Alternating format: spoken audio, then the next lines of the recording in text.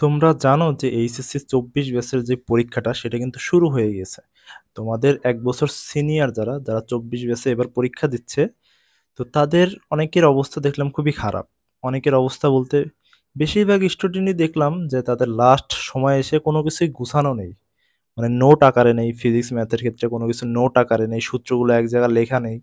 তাদের পড়াশোনা কিন্তু খুবই অগোছালো।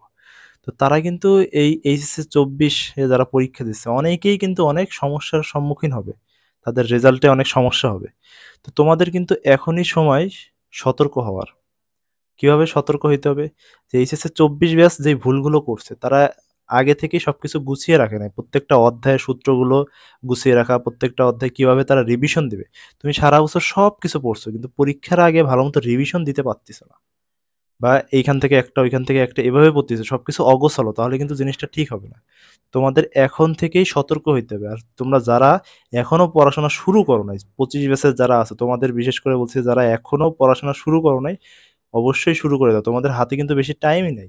৯ মাসের মতো টাইম আছে তোমাদের রিভিশন দেওয়ার জন্য। অবশ্যই ৩ মাস হাতে রাখবা রিভিশন দেওয়ার জন্য। আর ৬ মাসের ভিতরেই সব কভার করে ফেলাবা। তো তোমাদের জন্য ফিজিক্সের সাইকেল 1 টা লাইভ ক্লাস শুরু হয়েছে। তোমরা সবাই সেটাকে জয়েন করে সেই ক্লাসগুলো করবা। তোমাদের জন্য এখন কিন্তু বেশিরভাগ জায়গায় সেকেন্ড পেপার শুরু করাইছে। তো আমি ফার্স্ট পেপার থেকে আবার নতুন করে শুরু করাচ্ছি যাতে খুব দ্রুত সময় ৫ মাসের ভিতরেই তোমাদের ফার্স্ট পেপার, সেকেন্ড পেপার শেষ হয়ে যাবে। তো সাইকেল 1 টা একদম ফ্রি।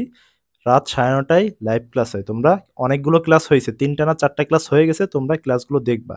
আর এখন থেকেই সতর্ক হও যাতে যেন ২৪ ব্যাচের মতো অবস্থা না হইতে হয়।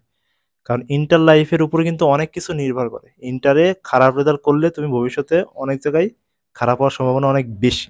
ঠিক আছে? এমনও এমনও বলতে পারো ভাই যারা ইন্টারে খারাপ রেজাল্ট করে তারাও তো বড় অনেক জায়গায় আছে।